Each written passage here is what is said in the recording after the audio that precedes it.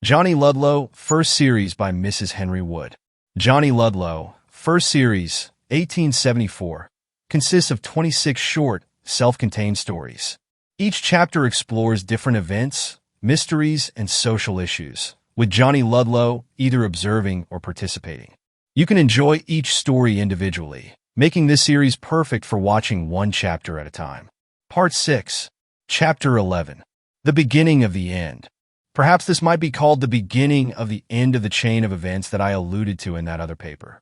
An end that terminated in distress, and death, and sorrow. It was the half-year following that hunt of ours by moonlight.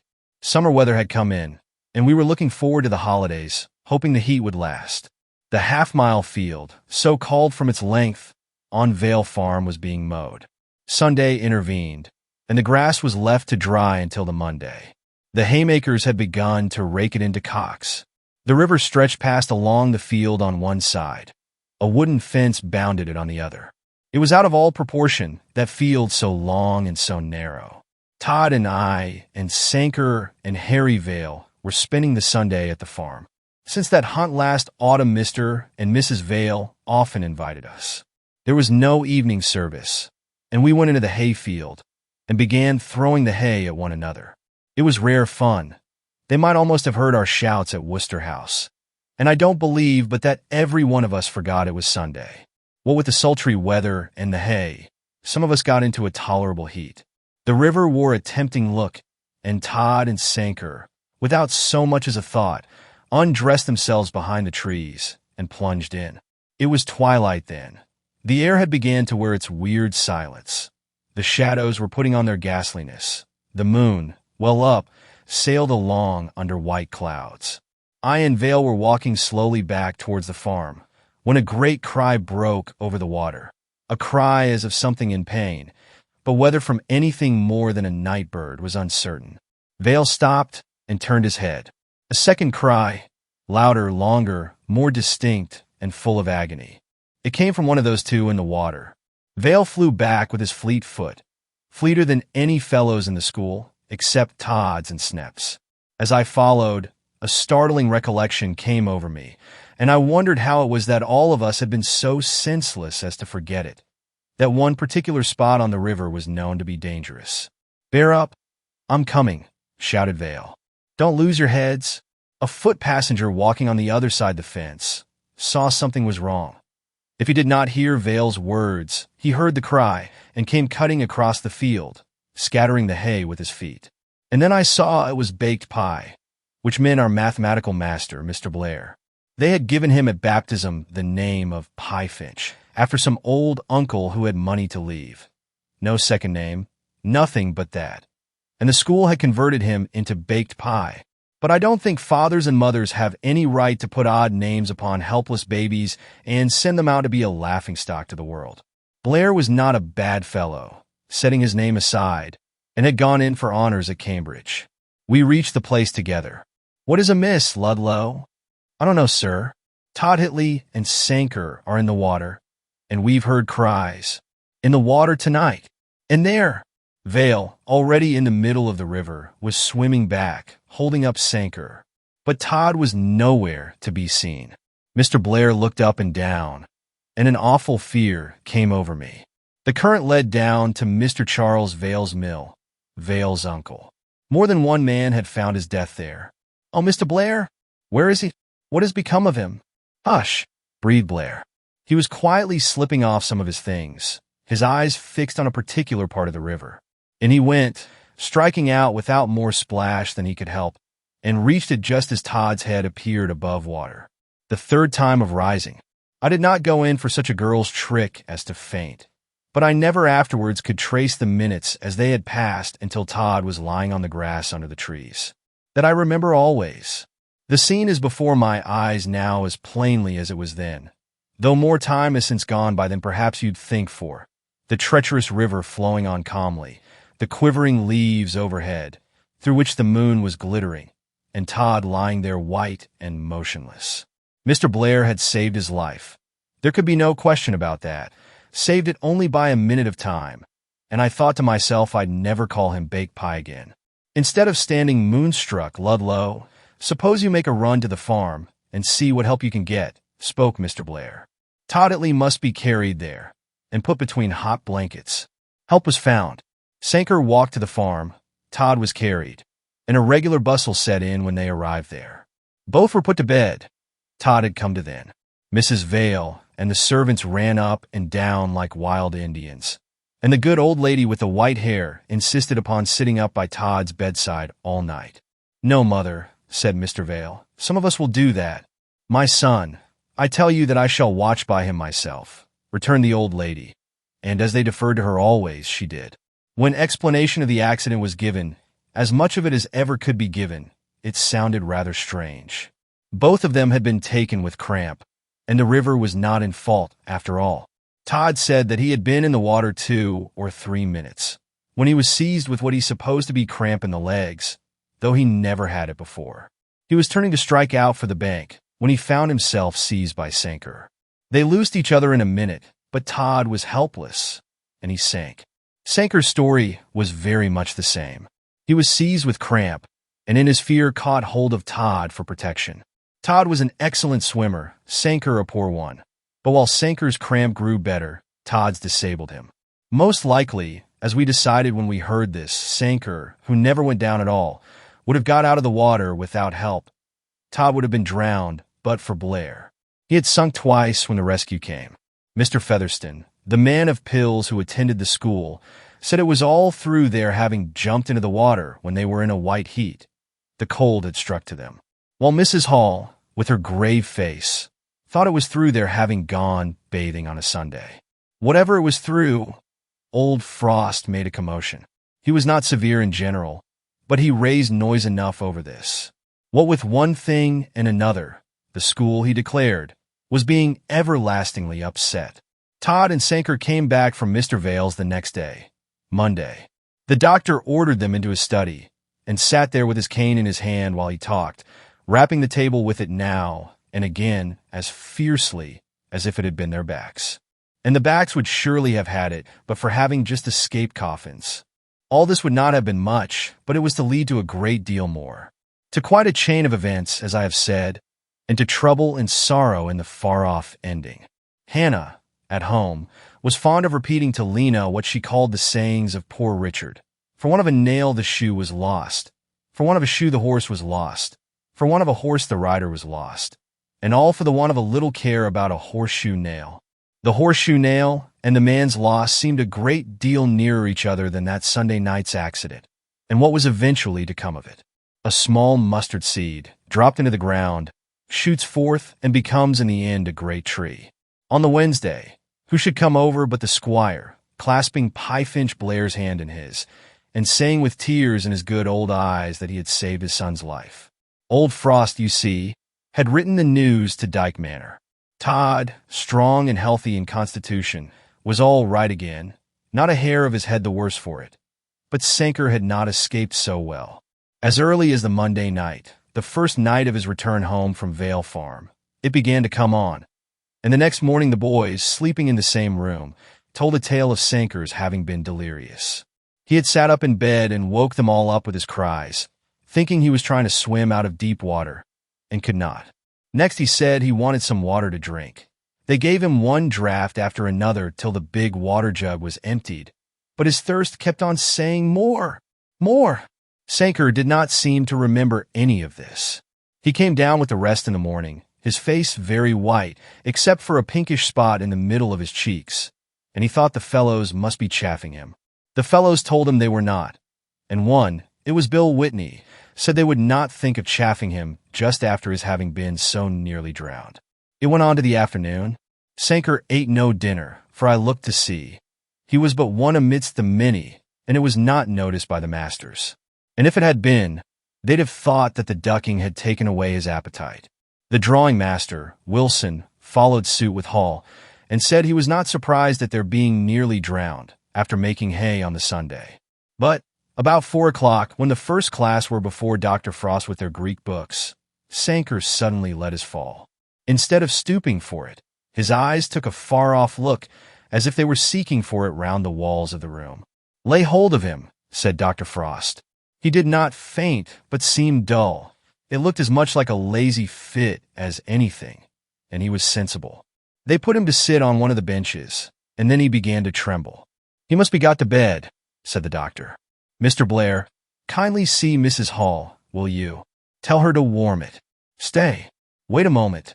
Dr. Frost followed Mr. Blair from the hall. It was to say that Sanker had better go at once to the blue room. If the bed there was not aired or otherwise ready, Sanker's own bedding could be taken to it. "I'll give Mrs. Hall the orders myself," said the doctor. The blue room, called so from its blue-stained walls, was the one used on emergencies. When we found Sanker had been taken there, we made up our minds that he was going to have an illness. Featherston came and thought the same. The next day, Wednesday, he was in a sort of fever, rambling every other minute. The squire said he should like to see him, and Blair took him upstairs. Sanker lay with the same pink hue on his cheeks, only deeper, and his eyes were bright and glistening. Hall, who was addicted to putting in her word on all occasions when it could tell against us boys, said if he had stayed 2 or 3 days in bed at Vale Farm, where he was first put, he'd have had nothing of this. Perhaps Hall was right. It had been Sanker's own doings to get up. When Mrs. Vale saw him coming downstairs, she wanted to send him back to bed again, but he told her he was quite well and came off to school. Sanker knew the squire and put out his hand. The squire took it without saying a word. He told us later that to him Sanker's face looked as if it had death in it. When he would have spoken, Sanker's eyes had grown wild again, and he was talking nonsense about his class books. "Johnny boy, you sit in this room a bit at times. You are patient and not rough," said the squire, when he went out to his carriage, for he had driven over. "I have asked them to let you be up there as much as they can. The poor boy is very ill, and has no relatives near him." Dwarf Giles, touching his hat to Todd and me, was at the horses' heads, Bob and Blister. The cattle knew us. I'm sure of it. They had several hours' rest in old Frost stables while the squire went on foot about the neighborhood to call on people. Dr. Frost, standing out with us, admired the fine dark horses very much, at which Giles was prouder than if the doctor had admired him. He cared for nothing in the world so much as those 2 animals, and groomed them with a will. "You'll take care that he wants for nothing, doctor," I heard the squire say as he shook hands. "Don't spare any care and expense to get him well again. I wish to look upon this illness as my charge. It seems something like an injustice, you see, that my boy should come off without damage, and this poor fellow be lying there." He took the reins and stepped up to his seat, Giles getting up beside him. As we watched the horses step off with the high step that the squire loved, he looked back and nodded to us. And it struck me that, in this care for Sanker, the pater was trying to make some recompense for the suspicion cast on him a year before at Dyke Manor. It was a sharp, short illness, the fever raging, though not infectious. I had never been with anyone in anything like it before, and I did not wish to be again. To hear how Sanker's mind rambled was marvelous, but some of us shivered when it came to raving. Very often he'd be making hay, fighting against numbers that were throwing cocks at him, while he could not throw back at them. Then he'd be in the water, buffeting with high waves, and shrieking out that he was drowning, and throwing his thin, hot arms aloft in agony.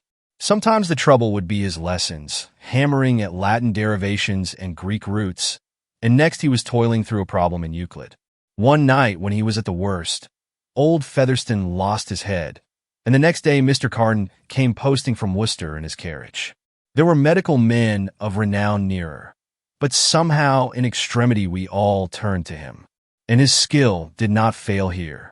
Whether it might be any special relief he was enabled to give, or that the disease had reached its crisis, I cannot tell, but from the moment Mr. Carden stood at his bedside, Sanker began to mend. Featherston said the next day that the worst of the danger had passed. It seemed to us that it had just set in. No rat was ever so weak as Sanker. The holidays came then, and the boys went home, all but me. Sanker couldn't lift a hand, but he could smile at us and understand, and he said he should like to have me stay a bit with him, so they sent word from home I might. Mr. Blair stayed also. Dr. Frost wished it. The doctor was subpoenaed to give evidence on a trial at Westminster, and had to hasten up to London. Blair had no relatives at all, and did not care to go anywhere. He told me in confidence that his staying there saved his pocket. Blair was strict in school, but over Sanker's bed he got as friendly with me as possible. I liked him. He was always gentlemanly, and I grew to dislike their calling him Baked Pie as much as he disliked it himself. "You go out and get some air, Ludlow," he said to me the day after the school broke up, "or we may have you ill next." Upon that I demanded what I wanted with air. I had taken precious long walks with the fellows up to the day before yesterday. "You go," said he curtly. "Go, Johnny," said Sanker in his poor weak voice, which couldn't raise itself above a whisper. "I'm getting well, you know." My way of taking the air was to sit down at one of the schoolroom desks and write to Todd. In about 5 minutes, someone walked round the house as if looking for an entrance, and then stopped at the side door. Putting my head out of the window, I took a look at her. It was a young lady in a plain gray dress and straw bonnet, with a cloak over her arm, and an umbrella put up against the sun. The back regions were turned inside out, for they had begun the summer cleaning that morning, and the cook came clanking along in pattens to answer the knock. "This is Dr. Frost's, I believe. Can I see him?" It was a sweet, calm, gentle voice. The cook, who had no notion of visitors arriving at the cleaning season, when the boys were just got rid of and the doctor had gone away, stared at her for a moment, and then asked in her surly manner whether she had business with Dr. Frost. That cook and old Molly at home might have run in a cockle. They were such a match in temper. "Business? Oh, certainly. I must see him, if you please." The cook shook off her pattens and went up the back stairs, leaving the young lady outside. As it was business, she supposed she must call Mr. Blair. "Somebody wants Dr. Frost," was her announcement to him. A girl at the side door, which of course caused Blair to suppose it might be a child from one of the cottages come to ask for help of some sort, as they did come sometimes. He thought Hall might have been called to her, but he went down at once, without his coat and his invalid room slippers on. Naturally, when he saw the young lady, it took him aback. "I beg your pardon, sir. I hope you will not deem me an intruder. I have just arrived here." Blair stared almost as much as the cook had done. The face was so pleasant, the voice so refined, that he inwardly called himself a fool for showing himself to her in that trim. For once, speech failed him, a thing Blair had never done at mathematics. I can tell you, he had not the smallest notion who she was or what she wanted, and the silence seemed to frighten her. "Am I too late?" she asked, her face growing white. "Has the worst happened?" "Happened to what?" questioned Blair, for he never once thought of the sick fellow above, and was all at sea. "Pardon me, young lady, but I do not know what you are speaking of." "Of my brother, Edward Sanker." "Oh, sir, is he dead?" "Miss Sanker, truly I beg your pardon for my stupidity. He is out of danger, is getting well." She sat down for a minute on the old stone bench beyond the door, roughed with the crowd of boys' names cut in it. Her lips were trembling just a little, and the soft brown eyes had tears in them, but the face was breaking into a happy smile. "Oh, Dr. Frost, thank you, thank you. Somehow I never thought of him as dead until this moment, and it startled me. Fancy her taking him for Frost." Blair was a good-looking fellow under 30, slender and well-made. The doctor stood out an old guy of 50, with a stern face and black knee breeches. "My mother had your letter, sir, but she was not able to come. My father is very ill, needing her attention every moment."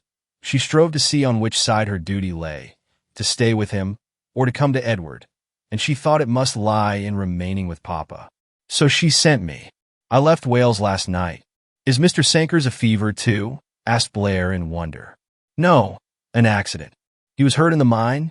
It was odd that it should be so, the two illnesses occurring at the same time. Mr. Sanker, it appeared, fell from the shaft, his leg was broken, and there were other injuries. At first they were afraid for him. Blair fell into a dilemma. He wouldn't have minded Mrs. Sanker, but he did not know much about young ladies, not being accustomed to them. She got up from the bench. "Mama bade me say to you, Dr. Frost." "I beg your pardon," interrupted Blair again.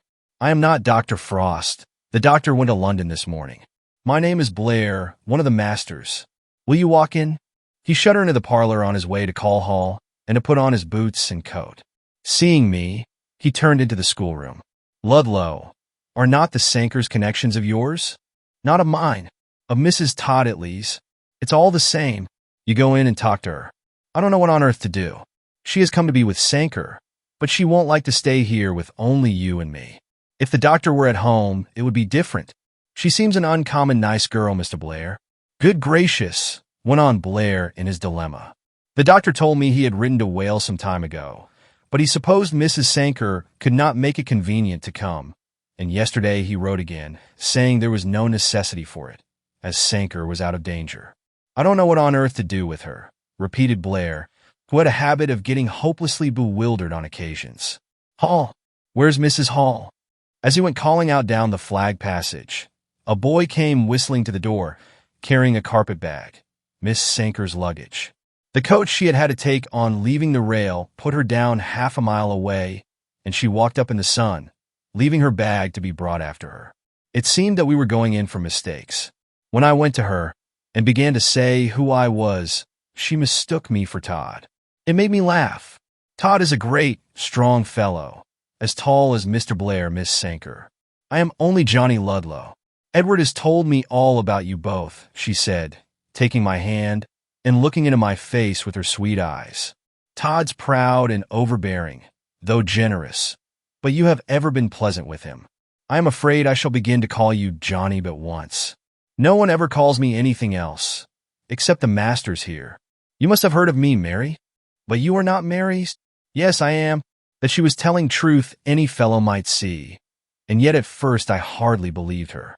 Sanker had told us his sister Mary was beautiful as an angel. Her face had no beauty in it, so to say. It was only kind, nice, and loving. People called Mrs. Perifer a beautiful woman. Perhaps I had taken my notions of beauty from her. She had a Roman nose and great big eyes that rolled about, had a gruff voice, and a lovely peach and white complexion, but people said it was paint, and looked 3 parts a fool. Mary Sanker was just the opposite to all this, and her cheeks were dimpled. But still she had not what people call beauty. May I go up and see Edward? I should think so. Mr. Blair, I suppose, will be back directly. He is looking very ill. You will not be frightened at him. After picturing him in my mind as dead, he will not frighten me, however ill he may look. I should say the young lady had better take off her bonnet afore going in. Young Mr. Sanker haven't seen bonnets of late, and might be scared. The interruption came from Hall. We turned and saw her standing there.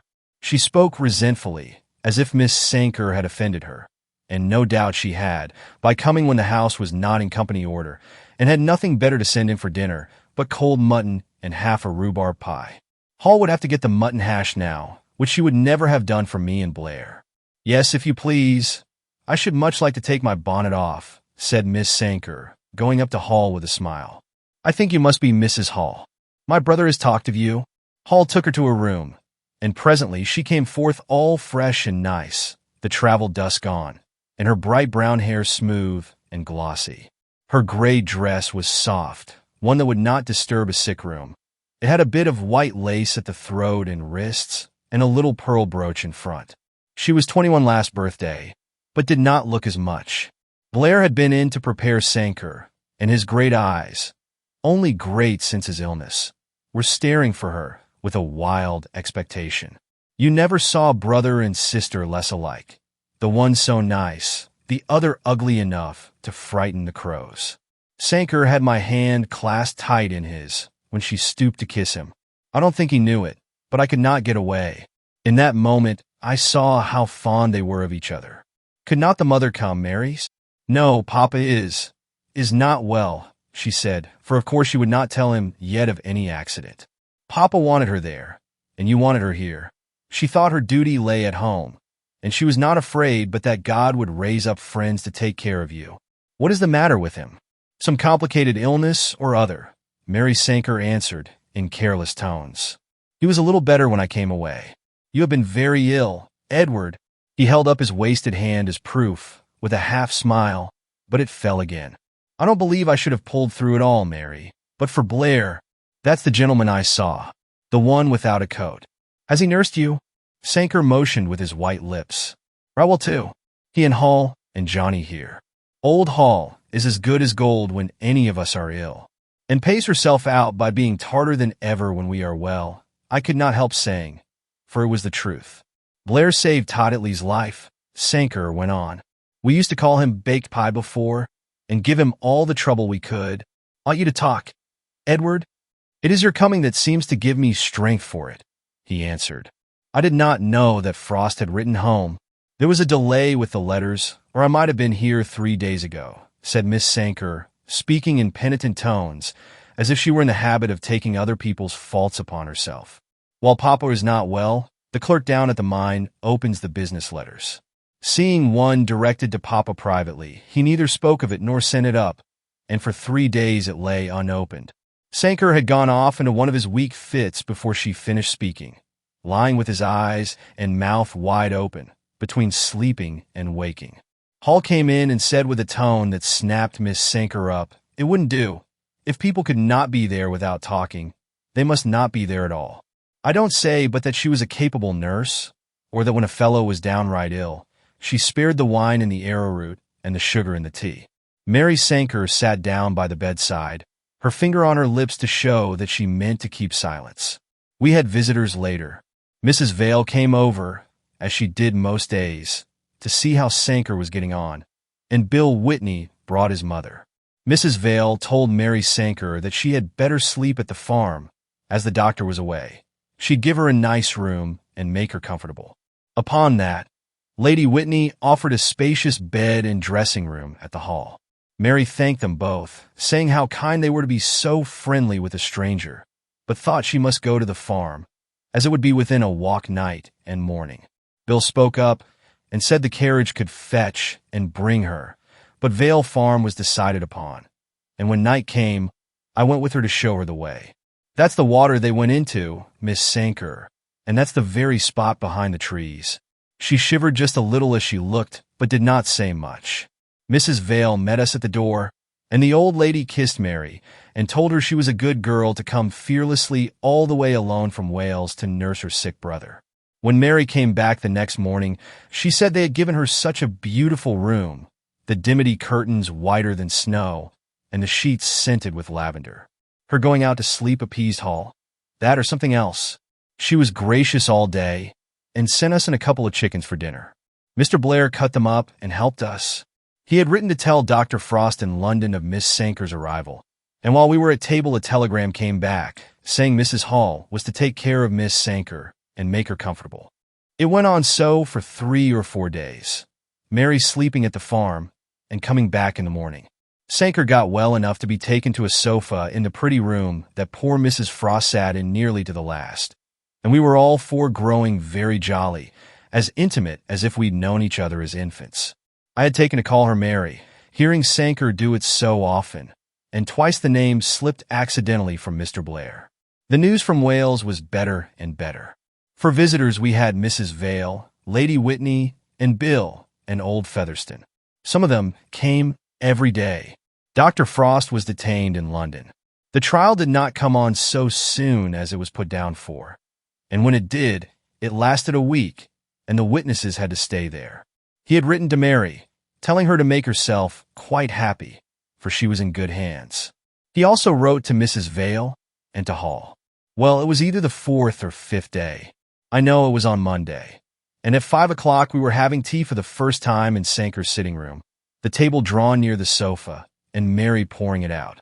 It was the hottest of hot weather, the window was up as high as it would go, but not a breath of air came in. Therefore, to see Blair begin to shake as if he were taken with an ague was something inexplicable. His face looked gray. His ears and hands had turned a sort of bluish white. "Hello," said Sanker, who was the first to notice him. "What's the matter, sir?" Blair got up and sat down again, his limbs shaking, his teeth chattering. Mary Sanker hastily put some of the hot tea into a saucer and held it to his lips. His teeth rattled against the china. I thought they would bite a piece out of it, and in trying to take the saucer from Miss Sanker, the tea was spilled on the carpet. "Just call Mrs. Hall, Johnny," said Sanker, who had propped himself up on his elbow to stare. Hall came, and Mr. Featherston came, but they could not make anything out of it except that Blair had had a shaking fit. He was soon all right again except for a burning heat, but the surgeon, given naturally to croak, or he wouldn't have got so frightened about Sanker when Mr. Carden was telegraphed for, said he hoped the mathematical master had not set in for fever. He had set in for something. That was clear. The shaking fits took him now and again, giving place to spells of low fever. Featherston was not sure whether it had not a typhoid character, he said, but the suspicion was quite enough, and our visitors fell off. Mrs. Vale was the only one who came. She laughed at supposing she could be afraid of it. So there we still were, we four, prisoners as may be said, with some fever amongst us that perhaps might be of a typhoid character. Mr. Featherston said, or Hall, I forget which, that it must have been smoldering within him ever since the Sunday night when he jumped into the river, and Blair thought so himself. Do not imagine he was as ill as Sanker had been. Nothing of the sort. He got up every morning and was in Mrs. Frost's sitting room with us until evening. But he grew nearly as weak as Sanker and wanted pretty nearly as much waiting on. Sometimes his hands were like a burning coal, sometimes so cold that Mary would take them in hers to try and rub a little life into them. She was the gentlest nurse possible, and did not seem to think anything more of waiting on him than on her brother. Mrs. Hall would stand by and say there was nothing left for her to do. One day Lady Whitney came over, braving the typhoid suspicion, and asked to see Miss Sanker in the great drawing-room, where she stood sniffing at a bottle of aromatic vinegar. My dear, she said, when Mary went to her, I do not think this is at all a desirable position for you to be placed in. I should not exactly like it for one of my own daughters. Mr. Blair is a very gentlemanlike man, and all that, with quite proper feelings, no doubt. But sitting with him in illness is altogether different from sitting with your brother. Featherston tells me there's little or no danger of infection, and I have come to take you back to the hall with me. But Mary would not go. It was not the position she should have voluntarily chosen, but circumstances had led her into it, and she thought her duty lay in staying where she was at present, was the substance of her answer. Mr. Blair had nursed her brother through his dangerous illness, and it would be cruelly ungrateful to leave him, now that he was ill himself. It seemed a duty thrown expressly in her way, she added, and her mother approved of what she was doing. So Lady Whitney went away, leaving the bottle of aromatic vinegar as a present for the sick room, 3 parts convinced. Anyway, when she got home, she said that Mary Sanker was a sweet, good girl, trusty to her fingers' ends. I'm sure she was like sunshine in the room, and read to us out of the Bible just as Harry Vale's fine old grandmother might have done. The first day that Sanker took a drive in a fly, he was tired afterwards and went to bed and to sleep at tea time. Towards sunset, before I walked with her to the farm, Mary took the book as usual, and then hesitated, as if in doubt whether to presume to read or not, Sanker being away. Oh, yes, if you please, said Mr. Blair. She began the 10th chapter of St. John. It is a passably long one, as everyone knows. And when she laid the book down again, Blair had his eyes shut and his head resting on the back of the easy chair where he generally sat. His face never looked more still and white. I glanced at Mary and she at me. We thought he was worse, and she went up to him. I ought not to have read so long a chapter, she gently said. I fear you are feeling worse? No, I was only thinking what an angel you are, he added in low, impassioned, yet reverent tones, as he bent forward to look up in her face, and took both her hands for a moment in his. She drew them away at once, saying, as she passed me, that she was going to put on her bonnet, and should be ready in a minute. Of course it might have been the reflection of the red sun clouds, but I never saw any face so glowing in all my life. The next move old Featherston made was to decide that the fever was not of a typhoid character, and visitors came about us again. It was something like opening a public house after a spell of closing. All the Whitneys flocked in together, except Sir John, who was in town for Parliament. Mrs. Hall was uncommonly short with everyone. She had said from the first there was nothing infectious in the fever, told Featherston so to his face, and resented people's having stayed away. I rode home to tell them there. On the Saturday, Dr. Frost arrived, and we were glad to see him. Blair was getting rather better then. Well, that Sunday night's plunge in the water has had its revenge, remarked Dr. Frost. It only wants Todd Itley and Vale to follow suit. But neither of them had the least intention of following suit. On the Monday, Todd arrived to surprise us, strong as ever. The squire had trusted him to drive the horses. You should have seen them spanking in at the gate of Worcester House, pawing the gravel, as Todd in the high carriage, the ribbons in his hands, and the groom beside him, brought them up beautifully to the door. Some people called Todd ugly, saying his features were strong, but I know he promised to be the finest man in our 2 counties. He brought an invitation for the sick and the well. When the 2 invalids were able to get to Dyke Manor, Mr. and Mrs. Todditley expected to see them, for change of air. Mary Sanker and I were to go as soon as we liked, which we did in a few days, and were followed by Sanker and Mr. Blair, both able to help themselves then, and getting well all one way. It did not surprise people very much to hear that the mathematical master and Mary Sanker had fallen in love with one another. He, as Bill Whitney's mother had put in, was gentlemanlike, a good-looking fellow to boot, and you have heard what she was. The next week, but one after arriving at Dyke Manor, Blair took Mrs. Todditley into his confidence, though he had said nothing to Mary. They would be sure to marry in the end, she privately told the squire, for their likeness to each other had struck her at first sight. Mary will not have a shilling, Mr. Blair. She will go to her husband whenever she shall marry, with even a very poor outfit, Mrs. Todditley explained, wishing Blair to fully understand things.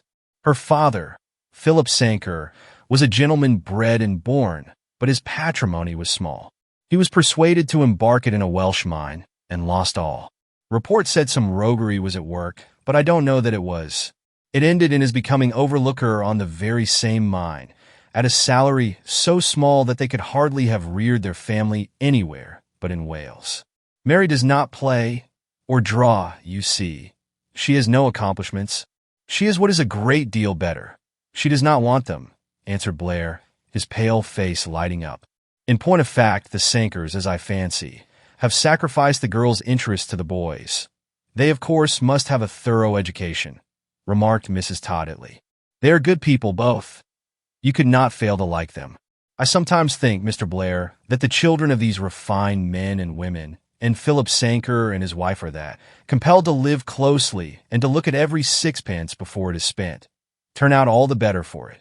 I am sure they do, answered Blair, earnestly. It was my own case. Taking Mrs. Todditley into confidence meant as to his means as well as his love. He had saved a little money during the 8 years he had been at work for himself, about £200. It might be possible, he thought, to take a school with this and set up a tent at once. He and Mary. Mrs. Todditley shook her head. She could make as much of small sums as anyone, but fancied this would scarcely be enough for what he wished. There would be the furniture, she ventured to say with some hesitation, not liking to damp him. I think that is often included in the purchase money for the goodwill, said Blair. He had been acting on this notion before speaking to Mrs. Todditley, and a friend of his in London, the Reverend Mr. Lockett, was already looking out for any schools that might be in the market. In a few days news came down of one to be disposed of in the neighborhood of London. Mr. Lockett thought it was as good an investment as Blair was likely to find. He wrote word. Only the purchase money, inclusive of furniture, was £400 instead of £2. It is of no use to think of it, said Mr. Blair, pushing his curly hair. They used to say he was vain of it at Frost's, from his perplexed brow. My £200 will not go far towards that. It seems to me that the first step will be to go up and see the place, remarked Mrs. Todditley. If what Mr. Lockett says of the school be true, that is, if the people who have the disposal of it are not deceiving him, it must be a very good thing. I suppose you mean that half the purchase money should remain on it as a mortgage, to be paid off later, cried Blair, seizing the idea and brightening up. No, not exactly, said Mrs. Todditley, getting as red as a rose, for she did not like to tell him what she did mean. It looked rather like a conspiracy. Look here, Blair, cried the squire, taking him in the garden by the buttonhole. I will see about the other 200. You go up and make inquiries on the spot. And perhaps I'll go too.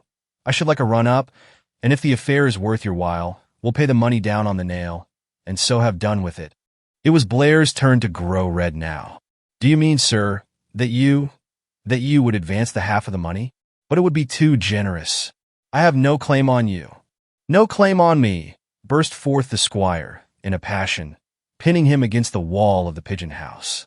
No claim on me? When you saved my son from drowning only a few weeks ago, and had an ague through it. No claim on me? What next will you say? But that was nothing, sir. Any man, with the commonest feelings of humanity, would jump into the water if he saw a fellow creature sinking. "Commonest fiddlestick," roared the squire. "If this school is one likely to answer your purpose, you put down your 200 pounds, and I will see to the rest." "There! We'll go up today." "Oh, sir, I never expected this. Perhaps in a year or two I shall be able to pay the money back again. But the goodness I can never repay." "Don't you trouble your head about paying me back till you're asked to do it," retorted the squire, mortally offended at the notion. "If you are too proud to take it and say nothing about it, I'll give it to Mary Sanker instead of you." "I will too." "Mine, sir. That half shall be your wife's, not yours." If you'll believe me, there were tears in old Blair's eyes. He was soft at times. The squire gave him another thrust, which nearly sent Blair into the pigeon house, and then walked off with his head up and his nankeen coat skirts held out behind, to watch Drew give the green meat to the pigs. Blair got over his push and went to find Miss Mary, his thin cheeks alight with a spot as red as Sanker's had worn when his illness was coming on. They went up to London that day. The squire had plenty of sense when he chose to exercise it, and instead of trusting to his own investigation and Blair's, which would have been the likeliest thing for him to do in general, he took a lawyer to the spot. It proved to be all right. The gentleman giving up the school had made some money at it, and was going abroad to his friends, who had settled in Queensland. Any efficient man, he said to the squire, able to keep pupils when once he had secured them, could not fail to do well at it. The clergyman, Mr. Lockett, had called on one or two of the parents, who confirmed what was asserted. Altogether, it was a straightforward thing, but they wouldn't abate a shilling of the 400 pounds. The squire concluded the bargain on the spot, for other applicants were after it, and there was danger and delay. He came back to Dyke Manor, and the next thing he did was to accompany Mary Sanker home and tell the news there. Mr. Blair stayed in London to take possession and get things in order. He had only time for a few days' flying visit to Mr. and Mrs. Sanker in Wales before opening his new school. There was no opposition there.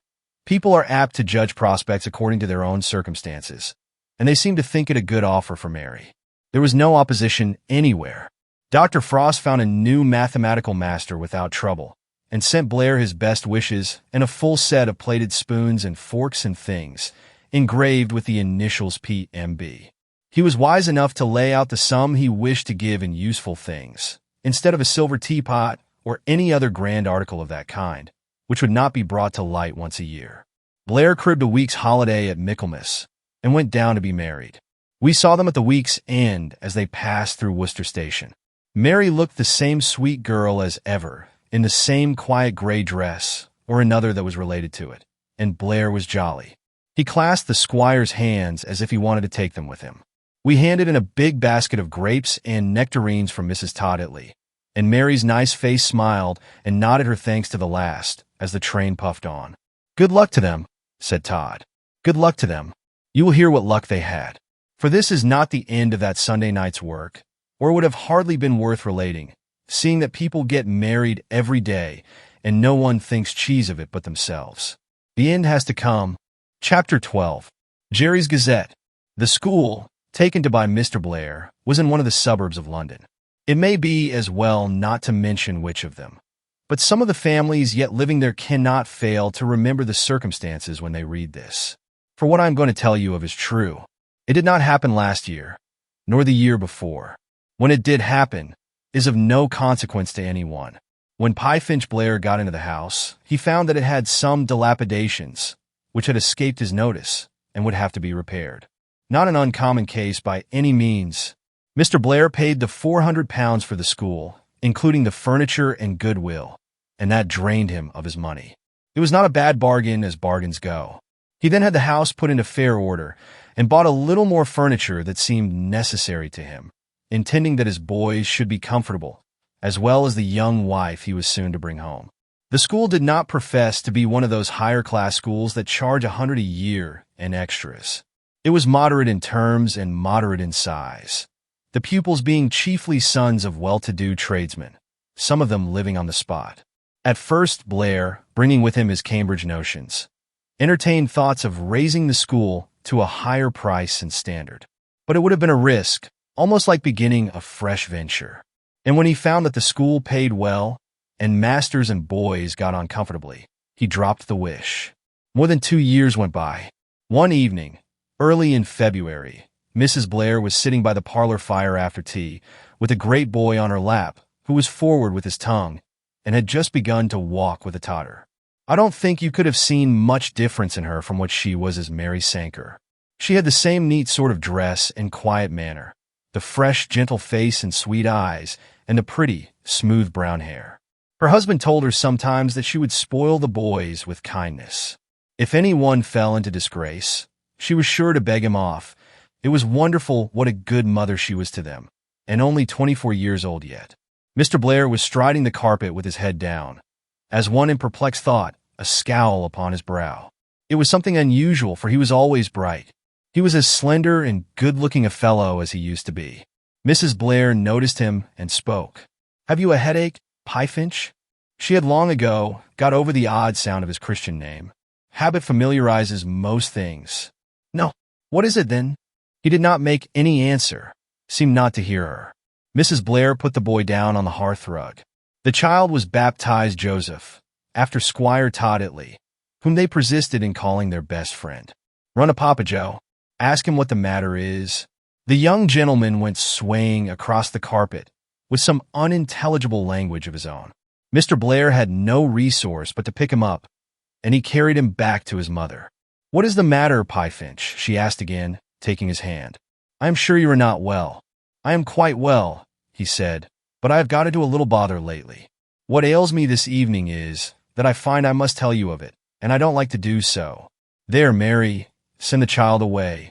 She knew the nursemaid was busy, would not ring, but carried him out herself. Mr. Blair was sitting down when she returned, staring into the fire. "I had hoped you would never know it, Mary. I had not intended that you should. The fact is—" Mr. Blair stopped. His wife glanced at him, a serene calm in her eyes, a firm reliance in her loving tone. "Do not hesitate, Piefinch. The greater the calamity, the more need that I should hear it. Nay, it is no such great mischief as to be called a calamity. When I took to this house and school, I incurred a debt, and I am suddenly called upon to pay it." "Do you mean Mr. Todd-Itley's?" A smile at the question crossed the schoolmaster's face. "Mr. Todd-Itley's was a present. I thought you understood that, Mary, when I would have spoken of returning it. You may remember that he went into a passion." "What debt is it, then?" "I paid £400, for the school. Half of it I had saved. The other half was given by Mr. Todd-Itley. Well and good so far. But I had not thought of one thing. The money that would be wanted for current expenses, and for the 101 odd things that stare you in the face upon taking to a new concern. Repairs had to be done, furniture to be bought in, and not a penny coming in until the end of the quarter. Not much then, for most of the boys pay half-yearly. Lockett, who was down here most days, saw that if I could not get some money to go on with, there would be no resource but to resell the school. He bestirred himself and got me the loan of £150 from a friend at only 5% interest. This money I am suddenly called upon to repay. But why? Because he from whom I had it is dead, and the executors have called it in. It was Mr. Wells. She recognized the name as that of a gentleman with whom they had been slightly acquainted. He had died suddenly, in the prime of life. Has any of it been paid off? None. I could have repaid a portion every half-year as it came round, but Mr. Wells would not let me. "You had a great deal better use it in improving the school and getting things comfortable about you. I am in no hurry," was his invariable rejoinder. Lockett thought he meant eventually to make me a present of the money, being a wealthy man without near relatives. Of course, I never looked for anything of the sort, but I was as easy as to the debt as though I had not contracted it. Will the executors not let you have the use of the money still? You should see their curt note, ordering its immediate repayment. Lockett seems more vexed at the turn affairs have taken than even I am. He was here today. Mrs. Blair sat in silent reflection, wishing she had known of this. Many an odd shilling that she had thought justified in spending, she would willingly have recalled now. Not that they could have amounted to much in the aggregate. Presently, she looked at her husband. "Piefinch, it seems to me that there's only one thing to do. You must borrow the sum from someone else, which of course will make us only as much in debt as we are now, and we must pay it off by installments as quickly as we possibly can. It is what Lockett and I have decided on already as the only course. Why, Mary, this worry has been on our minds for a fortnight past," he added, turning quickly. "But now that it has come to borrowing again, and not from a friend, I felt that I ought to tell you. Besides, there's another thing." "Go on," she said. "We have found a man to advance the money.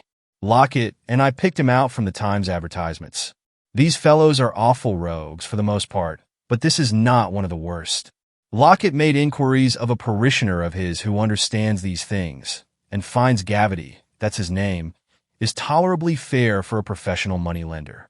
I shall have to pay him higher interest, and he wants me to give him a bill of sale on the furniture. A bill of sale on the furniture? What is that? "That is what I meant when I said there was another thing," replied Mr. Blair. Wells was content with my note of hand. "This man requires security on my goods. It is a mere matter of form in my case," he says. "As I am doing well, and there's no fear of my not keeping the interest paid up, I suppose it is. In 2 or 3 years from this, all being well, the debt itself will be wiped off." "Oh yes, I hope so. The school is prosperous." Her tone was anxious, and Mr. Blair detected it. But for considering that she ought to know it, he would rather have kept this trouble to himself. And he was not sure upon another point, whether, in giving this bill of sale upon the furniture, Mr. Gavety might deem it essential to come in and take a list, article by article, bed by bed, table by table. If so, it would not have been possible to conceal it from her. He mentioned this. She, with himself, could not understand the necessity of their furniture being brought into the transaction at all, seeing that there could be no doubt as to their ability to repay. The one knew just as much about bills of sale and the rights they gave as the other, and that was nothing. And now that the communication to his wife was off his mind, for in that had lain the chief weight, Mr. Blair was more at ease. As they sat talking together, discussing the future in all its aspects, the shadow lifted itself, and things looked brighter. It did not seem to either of them so formidable a matter after all. It was only changing one creditor for another and paying a little higher interest. The transaction was accomplished. Gavety advanced the money and took the bill of sale upon the furniture. He shot up the expenses as moneylenders of his stamp generally do, and brought up the loan to 180 instead of 150. Still, taking things for all in all, the position was perhaps as fair and hopeful a one as can be experienced under debt. It was but a temporary clog. Mr. and Mrs. Blair both knew that. The school was flourishing. Their prospects were good. They were young and healthy and hopeful. And though Mr. Gavety would of course exact his rights to the uttermost farthing, he had no intention of playing the rogue. In all candor, let it be avowed, the gentleman moneylender did not see that it was a case affording scope for it. I had to tell that much as well as I could, seeing that it only came to me by hearsay in the future. And now to go back a little while, and to ourselves at Dyke Manor. After their marriage, the squire did not lose sight of Mr. and Mrs. Blair. A basket of things went up now and then, and the second Christmas they were invited to come down. But Mary wrote to decline on account of Joe, the baby. "Let them leave Joe at home," cried Todd. But Mrs. Todditley, shaking her head, said the dear little infant would come to sad grief without its mother. Soon after that, when the squire was in London, he took the omnibus and went to see them, and told us how comfortably they were getting on. Years went round to another Christmas, when the exacting Joe would be some months over 2 years old. In the passing of time, you are apt to lose sight of interests, unless they are close ones. And for some months we had heard nothing of the Blairs. Mrs. Todditley spoke of it one evening. "Send them a Christmas hamper," said the squire. The Christmas hamper went, with a turkey and ham, and a brace of pheasants in it, some bacon and apples to fill up, and sweet herbs and onions. Lena put in her favorite doll, dressed as a little mother for young Joe. It had a false arm, and no legs, so to say. Hugh cut the feet off one day, and Hannah had to sew the stumps up. We hoped they would enjoy it all, including the doll, and drank good luck to them on Christmas Day. A week and a half went on, and no news came. Mrs. Todditley grew uneasy about the hamper, feeling sure it had been confiscated by the railway. Mary Blair had always written so promptly to acknowledge everything sent to them. One January day, the letter came in by the afternoon post. We knew Mary's handwriting. The squire and madam were at the Sterlings, and it was 9 o'clock at night when they drove in.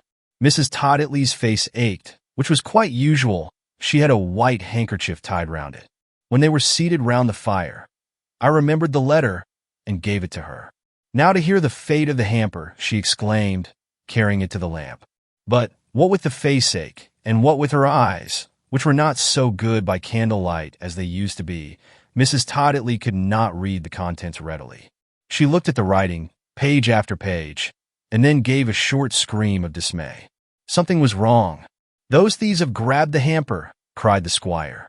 "No, I think the Blairs have had the hamper. I fear it is something worse," she said faintly. "Perhaps you will read it aloud." The squire put his spectacles on as he took the letter. We gathered round the table, waiting. Mrs. Toddley sat with her head aside, nursing her cheek, and Todd, who had been reading, put his book down.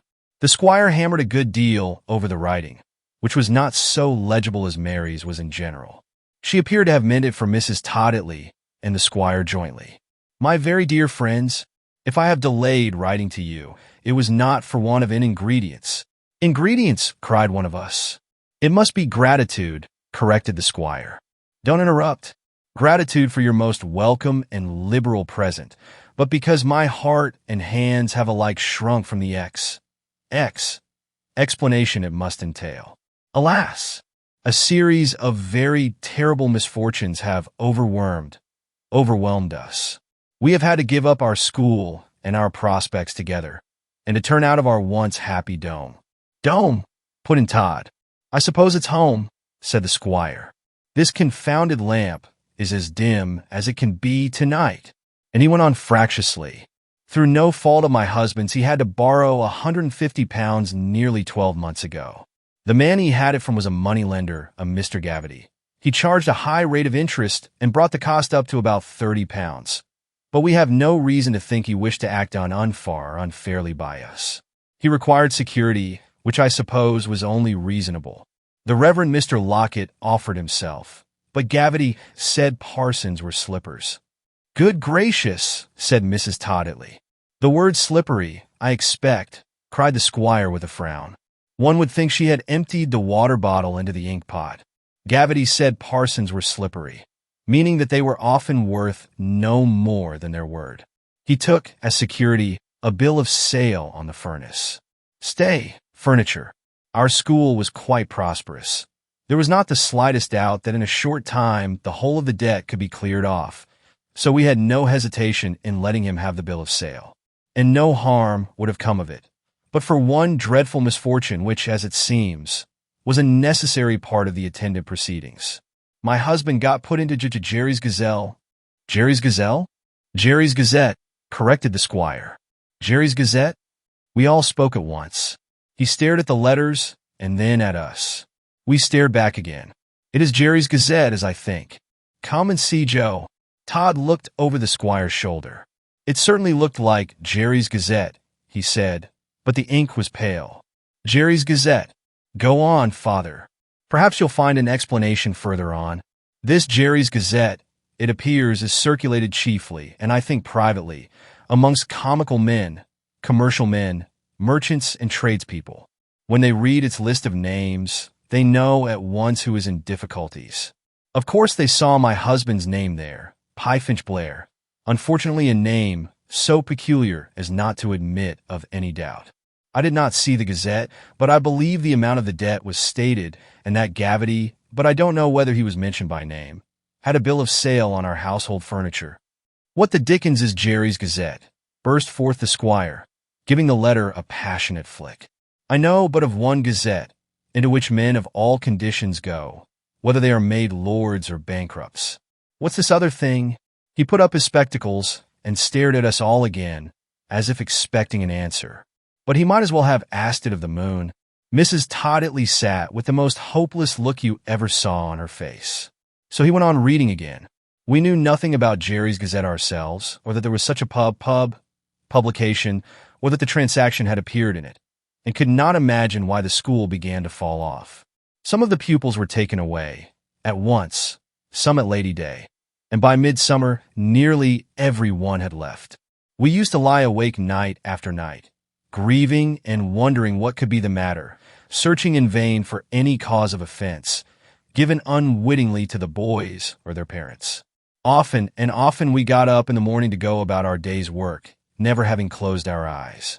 At last, a gentleman, whose son had been one of the first removed, told Piefinch the truth, that he had appeared in Jerry's Gazette. The fathers who subscribed to Jerry's Gazette had seen it for themselves, and they informed the others. "The devil take Jerry's Gazette," interrupted Todd deliberately. "This reads like an episode of the Secret Inquisition, sir, in the days of the French Revolution. It reads like a thing that an honest Englishman's ears ought to redden to hear of," answered the squire, as he put the lamp nearer, for his outstretched arms were getting cramped. Piefinch went round to every one of the boys' fathers. Some would not see him, some not hear him, but to those who did, he imparted the whole circumstances, showing how it was that he had had to borrow the money, or rather to reborrow it. But I have not time in this letter to go so far into detail, and that it could not by any possibility injure the boys or touch their interests. Most of them, he said, were very kind and sympathizing, so far as words went, saying that in this case Jerry's Gazette appeared to have been the means of inflicting a cruel wrong. But they would not agree to replace their sons with us. They either declined point blank or said they'd consider of it. But you see, the greater portion of the boys were already placed at other schools. All of them told Piefinch one thing, that they were thoroughly satisfied with his treatment in every respect, and but for this interruption would probably have left their sons with him as long as they wanted instruction. The long and short of it was this, my dear friends. They did not choose to have their sons educated by a man who was looked upon in the commercial world as next door to a bankrupt. One of them delicately hinted as much, and said Mr. Blair must be aware that he was liable to have his house stripped, at any moment under the bill of sale. We said to ourselves that evening, as Piefinch and I talked together, that we might have removed boys of our own from a school under the same circumstances. "That's true enough," murmured Mrs. Todditley. "My letter has grown very long, and I must hasten to conclude it. Just before the rent was due at Michaelmas, we paid it half yearly by agreement. Gavety put the bill of sale into force. One morning several men came in and swept off the furniture.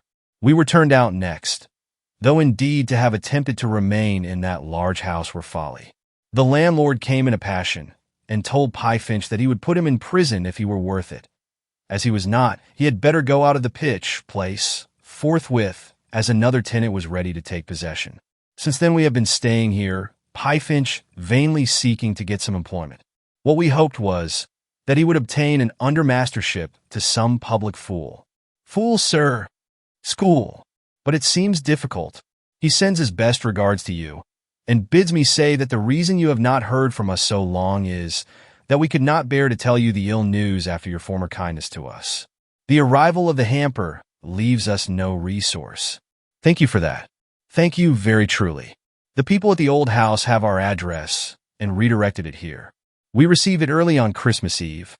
How good the things were, you do not need to be told. I stuffed the turkey. I shall make a famous cook in time, and send it to the bakehouse. You should have seen the picture. It was when it came home. Believe me, my dear friends, we are both of us grateful for all your kindness to us, past and present. Little Joe is so delighted with the doll, he scarcely puts it out of his arms.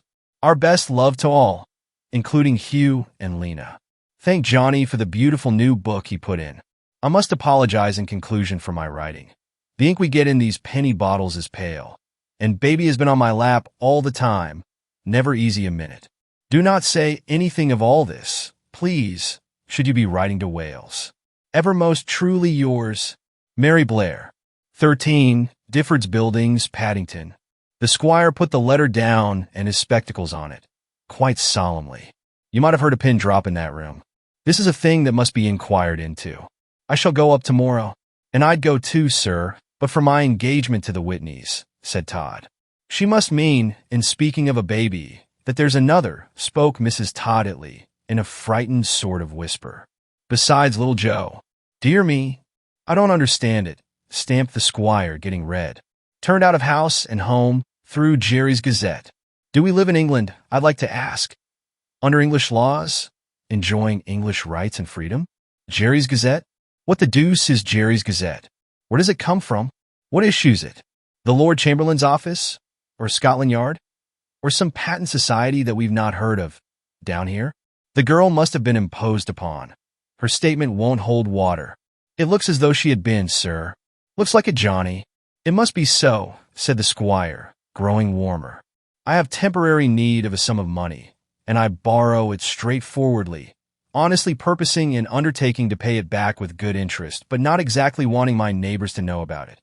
And you'd like me to believe that there's some association, or publication, or whatever else it may be, that won't allow this to be done privately, but must pounce upon the transaction, and take it down in print, and send it round to the public, just as if it were a wedding or a burying. The squire had grown redder than a roost cock.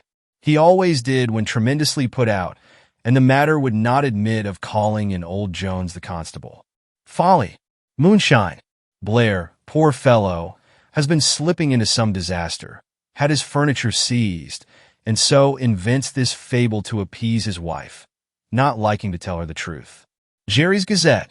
When I was a youngster, my father took me to see an exhibition in Worcester called Jerry's Dogs.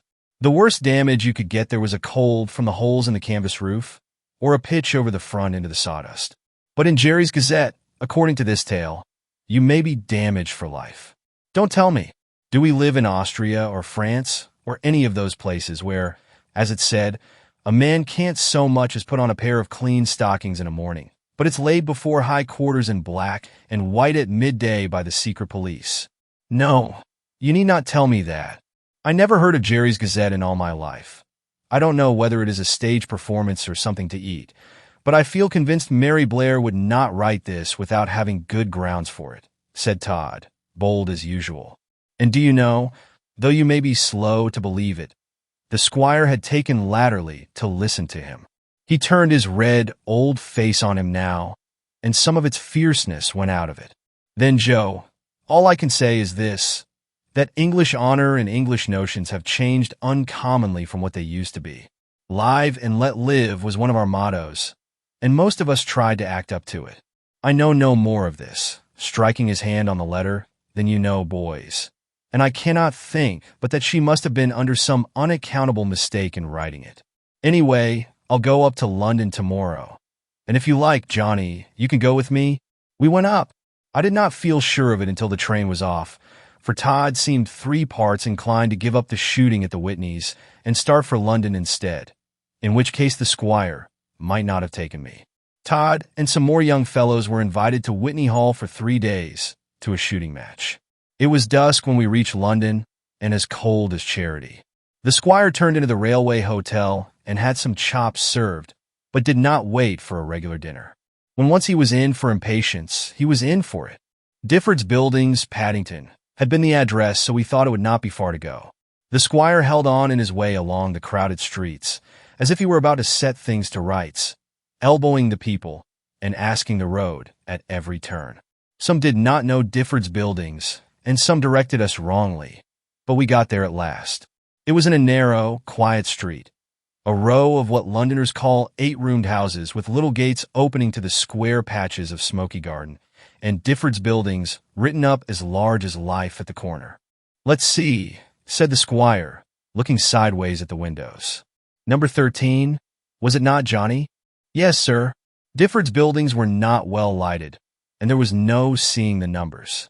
The squire stopped before the one he thought must be 13, when someone came out at the house door, shutting it behind him, and met us at the gate. A youngish clergyman in a white necktie.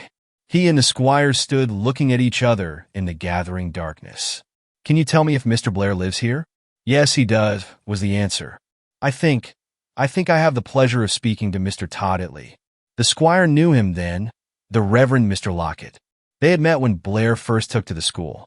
What is all this extraordinary history? Burst forth the squire, seizing him by the button of his greatcoat and taking him a few yards further on. Mrs. Blair has been writing us a strange rigmarole which nobody can make head or tail of, about ruin and sales and something she calls Jerry's Gazette. Aye, quietly answered the clergyman in a tone of pain, as he put his arm inside the squire's, and they paced slowly up and down. It is one of the saddest histories my experience has ever had to do with. The squire was near coming to an explosion in the open street. Will you be pleased to tell me, sir, whether there exists such a thing as Jerry's Gazette, or whether it is a fable? I have heard of Jerry's performing dogs. Went to see him once, but I don't know what this other invention can be. Certainly there is such a thing, said Mr. Locket. It is, I fancy, a list of people who unfortunately get into difficulties. At least people who fall into difficulties seem to get shown up in it. I am told it is meant chiefly for private circulation, which may imply, as I imagine, but here I may be wrong, what may be called secret circulation. Blair had occasion to borrow a little money, and his name appeared in it. From that moment, he was a marked man, and his school fell off. Goodness bless my soul, cried the squire solemnly, completely taken aback at hearing Mary's letter confirmed. Who gives Jerry's Gazette the right to do this? I don't know about the right. It seems it has the power. It is a power I never heard of before, sir. We have a parson, down our way, who tells us every Sunday the world's coming to an end. I think it must be. I know it's getting too clever for me to understand. If a man has the misfortune, perhaps after years of struggling that nobody knows anything about but himself, to break up at last, he goes into the country's Gazette in a straightforward manner, and the public read it over their breakfast tables, and there's nothing underhand about it. But as to this other thing, if I comprehend the matter rightly, Blair did not as much as know of its existence, or that his name was going into it. I am sure he did not, or I either, said Mr. Locket.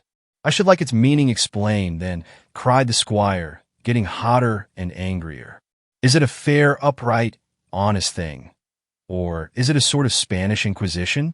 I cannot tell you, answered the parson, as they both stood still. Mr. Blair was informed by the father of one of his pupils that he believed the sheet was first of all set up as a speculation, and was found to answer so well that it became quite an institution. I do not know whether this is true. I have heard of an institution for idiots, but I never heard of one for selling up men's chairs and tables, stormed the squire. No, sir, and I don't believe it now. I might take up my standing tomorrow on the top of the monument and say to the public, here I am, and I'll ferret out what I can about you, and whisper it to one another of you, and so bring a serpent's trail on the unsuspecting heads, and altogether play old gooseberry with the crowds below me. Do you suppose, sir, the Lord Chancellor would wink his eye at me, stuck aloft there at my work, and would tolerate such a spectacle? I fear the Lord Chancellor has not much to do with it, said Mr. Locket, smiling at the squire's random logic. Then suppose we say good men, public opinion, commercial justice and honor? Come.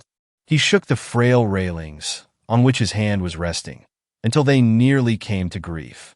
Mr. Locket related the particulars of the transaction from the beginning. The original debt, which Blair was suddenly called upon to pay off, and the contraction of the one to gavity. He said that he himself had had as much to do with it as Blair, in the capacity of friend and adviser, and felt almost as though he were responsible for the turn affairs had taken, which had caused him scarcely to enjoy an easy moment since. The squire began to abuse gavity, but Mr. Locket said the man did not appear to have had any ill intention. As to his having sold off the goods, if he had not sold them, the landlord would have done so. And what's Blair doing now? Asked Mr. Todditley. Battling with illness for his life, said the clergyman. I have just been praying with him. The squire retreated towards the lamp-post, as if someone had given him a blow. Mr. Locket explained further. It was in September that they had left their home. His own lodging and the church of which he was curate were in Paddington, and he found rooms for Blair and his wife in the same neighborhood, 2 parlors in Difford's buildings. Blair, who had lost heart so terribly as to be good for little, spared no time or exertion in seeking for something to do. He tried to get into King's College. They liked his appearance and testimonials, but at present had no vacancy. He tried private schools for an ushership, but did not get one. Nothing seemed to be vacant just then. Then he tried for a clerk's place. Day after day, ill or well, rain or fine, feasting or fasting, he went tramping about London streets. At last, one of those who had had sons at his school gave him some outdoor employment, that of making known a new invention and soliciting customers for it from shop to shop, Blair to be paid on commission. Naturally, he did not let weather hinder him, and would come home to Difford's buildings at night, wet through. There had been a great deal of rain in November and December, but he got wet once too often and was attacked with rheumatic fever. The fever was better now, but the weakness it had left was dangerous. She did not say anything about this in her letter, interrupted the squire resentfully when Mr. Lockett had explained so far. Blair told her not to do so. He thought if their position were revealed to the friends who had once shown themselves so kind, it might look almost like begging for help again. "Blair's a fool," roared the squire. "Mrs. Blair has not made the worst of it to her family in Wales. It would only distress them, she says, for they could not help her. Mr. Sanker has been ill again for some time past, has not been allowed, I believe, to draw his full salary, and there's no doubt they want every penny of their means for themselves, and more too." "How have they lived here?" asked the squire, as we went slowly back to the gate. "Blair earned a little while he could get about, and his wife has been enabled to procure some kind of wool work from a warehouse in the city, which pays her very well," said the clergyman, dropping his voice to a whisper, as if he feared to be overheard. "Unfortunately, there's the baby to take up much of her time. It was born in October, soon after they came there, and I should like to know what business there has to be a baby," cried the squire, who was like a man off his head. "Couldn't the baby have waited for a more convenient season? It might have been better. It is certainly a troublesome, crying little thing," said the parson. "Yes, you can go straight in. The parlor door is on the right. I have a service this evening at 7, and shall be late for it. This is your son, I presume, sir?" "My son. Law bless you. My son is a strapping young fellow, 6'2" in his stockings. This is Johnny Ludlow." He shook hands pleasantly, and was good enough to say he had heard of me. The squire went on, and I with him. There was no lamp in the passage, and we had to feel on the right for the parlor door. "Come in," called out Mary, in answer to the knock. I knew her voice again. We can't help our thoughts. Things come into the mind without leave or license, and it is no use saying they ought not to, or asking why they do. Nearly opposite the door in the small room was the fireplace. Mary Blair sat on a low stool before it, doing some work with colored wools with a big hooked needle, a baby in white lying flat on her lap, and the little chap, Joe, sitting at her feet. All in a moment, it put me in mind of Mrs. Leese, sitting on her stool before the fire that day long ago, though in point of fact, as I discovered afterwards, hers had been a bucket turned upside down, with the sick child on her lap and the other little ones round her. Why this, tonight, should have reminded me of that other, I cannot say, but it did, and in the light of an omen. You must ridicule me if you choose. It is not my fault, and I am telling nothing but the truth. Leese had died. Would Pyfinch Blair die? The squire went in gingerly, as if he had been treading on plowshares. The candle stood on the mantelpiece. A table was pushed back under the window. Altogether the room was poor, and a small saucepan simmered on the hob. Mary turned her head and rose up with a flushed face, letting the work fall on the baby's white nightgown as she held out her hand. Little Joe, a sturdy fellow in a scarlet frock with big brown eyes, backed against the wall by the fireplace and stood staring, Lena's doll held safely under his pinafore. She lost her presence of mind. The squire was the veriest old stupid when he wanted to make believe that you'd see in a winter's day. He began saying something about happening to be in town and so called, but he broke down and blurted out the truth. "We've come to see after you, my dear, and to learn what all this trouble means." And then she broke down. Perhaps it was the sight of us, recalling the old time at Dyke Manor, when the future looked so fair and happy. Perhaps it was the mention of the trouble. She put her hands before her face, and the tears rained through her fingers. "Shut the door, will you, Johnny?" she whispered, very softly. It was the other door she pointed to, one at the end of the room, and I closed it without noise. Except for a sob now and again that she kept down as well as she could, the grief passed away.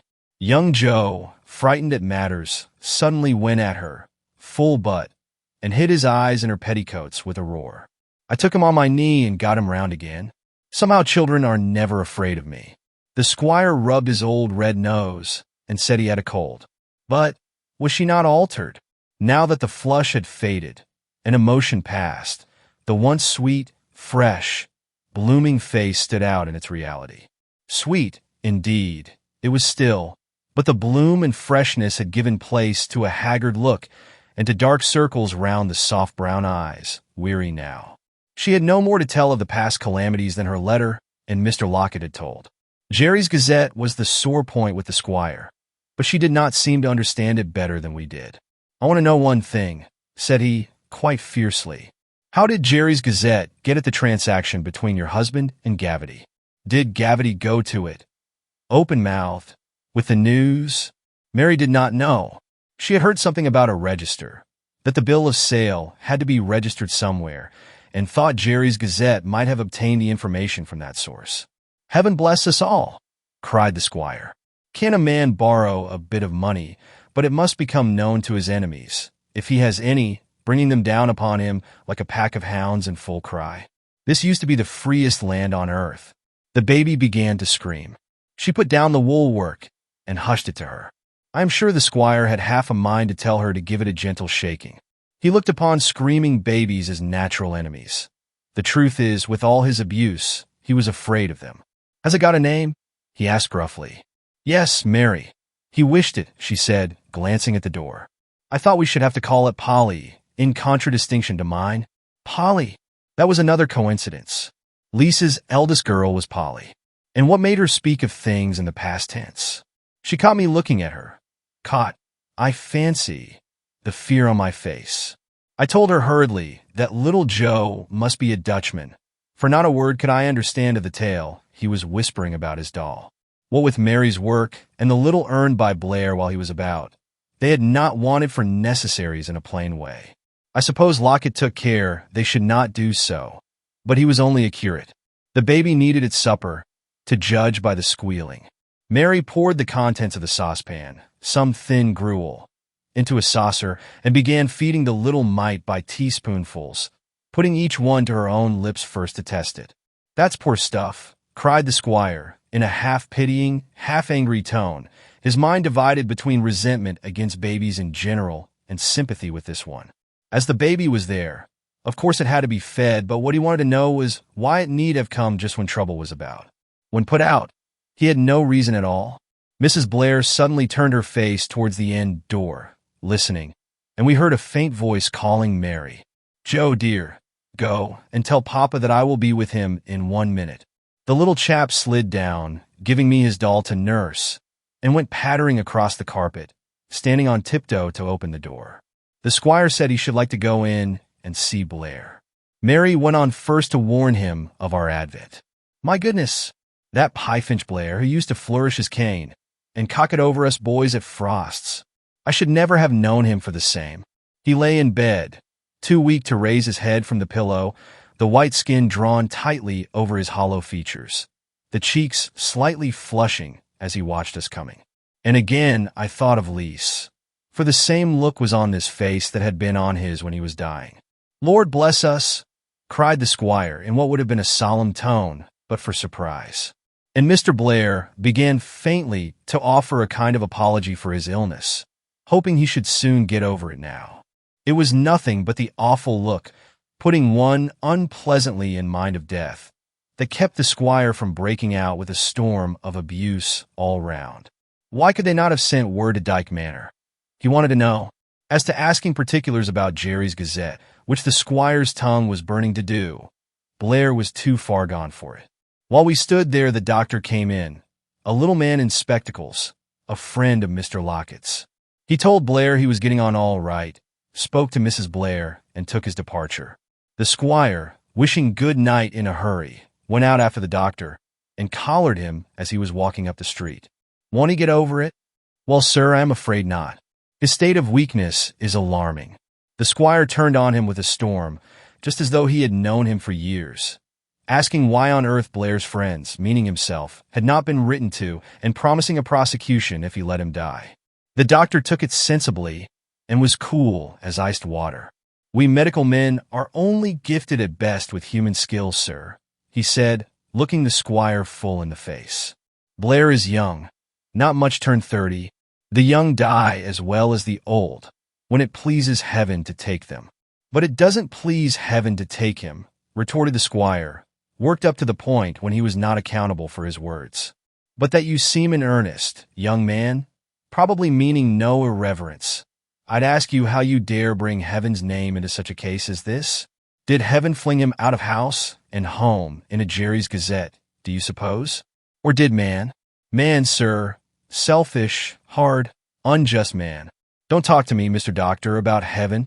All I wish to imply, sir, was that Mr. Blair's life is not in my keeping, or in that of any human hands, said the doctor, when he had listened quietly to the end.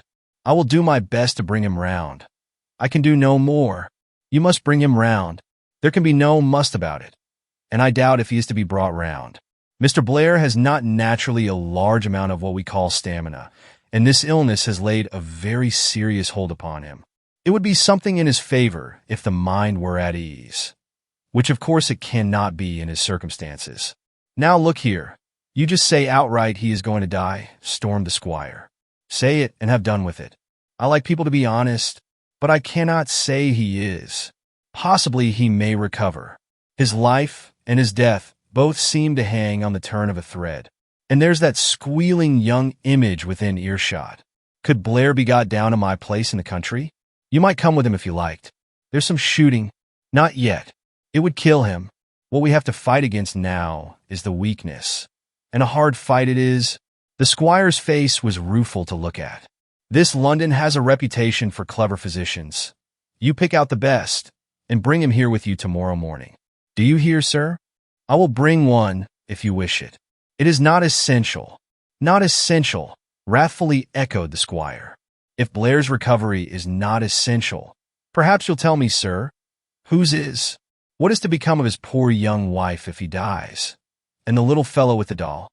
And that cross-grained puppet in white? Who will provide for them? Let me tell you, sir, that I won't have him die, if doctors can keep him alive. He belongs to me, sir, in a manner. He saved my son's life, as fine a fellow as you could set eyes on, 6'2" without his boots. Not essential. What next? It is not so much medical skill he requires now as care and rest and renovation, spoke the doctor in his calm way. Never mind. You take a physician to him, and let him attend him with you, and don't spare expense. In all my life, I never saw anybody want patching up so much as he wants it. The squire shook hands with him, and went on round the corner. I was following when the doctor touched me on the shoulder. He has a good heart, for all his hot speech, whispered he, nodding towards the squire. In talking with him this evening, when you find him indulging hopes of Blair's recovery, don't encourage them. Rather lead him, if possible, to look at the other side of the question. The surgeon was off before I recovered from my surprise, but it was now my turn to run after him.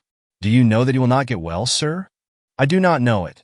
The weak and the strong are alike in the hands of God, but I think it's scarcely possible that he can recover, was the answer, and the voice had a solemn tone, the face a solemn aspect in the uncertain light.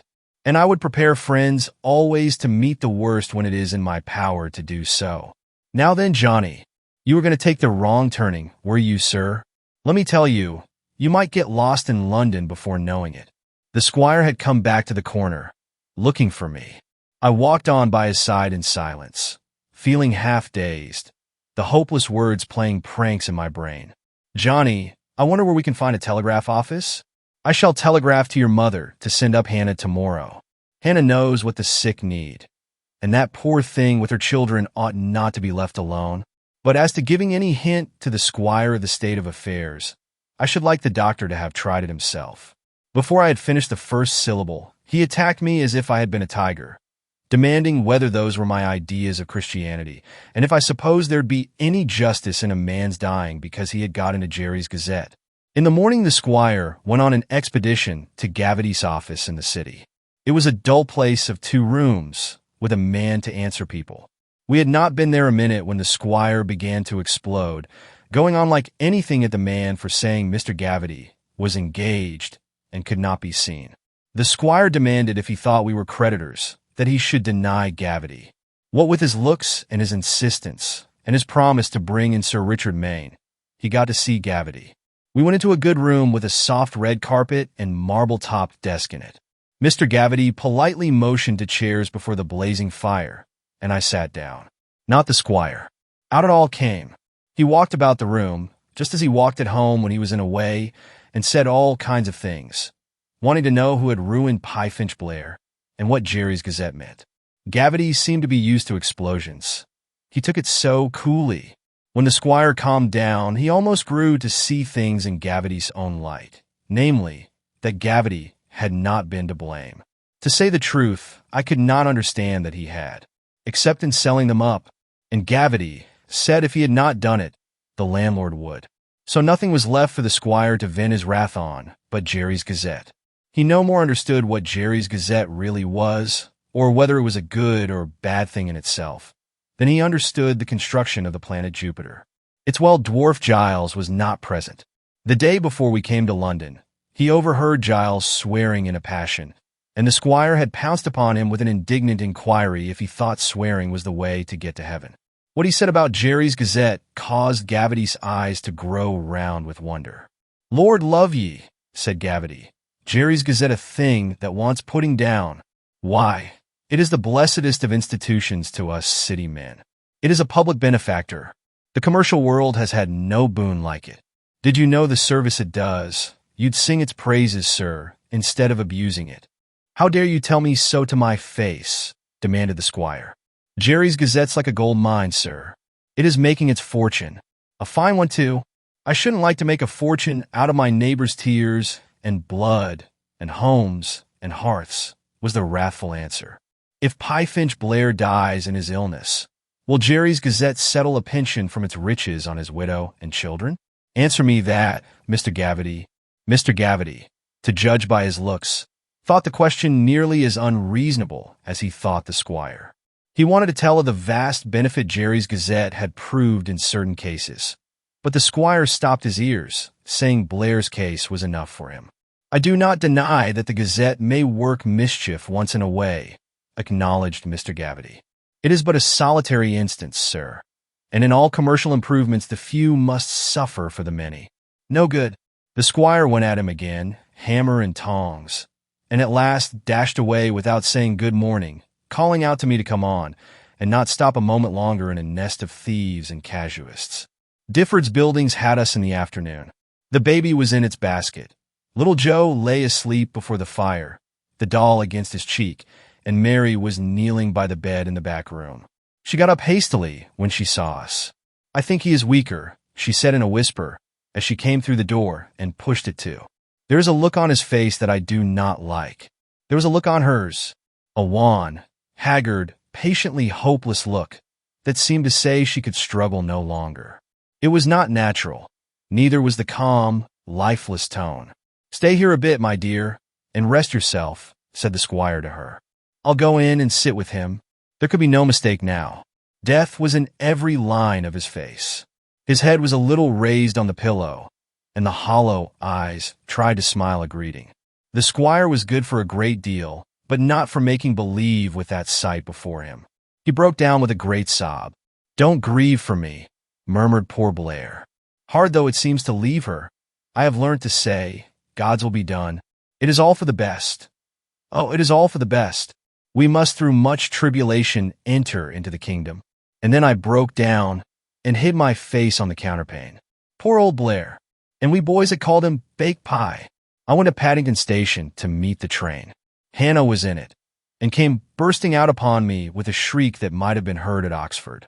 Upon the receipt of the telegram, she and Mrs. Todditley came to the conclusion that I had been run over, and was lying in some hospital with my legs off. That was through the squire's wording of the message. He would not let me write it. "Send Hannah to London tomorrow by midday train, to nurse somebody that's in danger."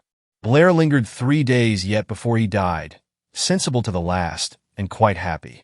Not a care or anxiety on his mind about what had so troubled him all along, the wife and children. "Through God's mercy, he knows how to soothe the deathbed," said Mr. Lockett.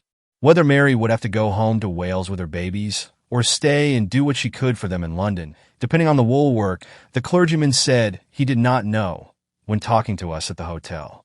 He supposed it must be one of the two. "We'll have them down at the manor and fatten 'em up a bit, Johnny," spoke the squire, a rueful look on his good old face.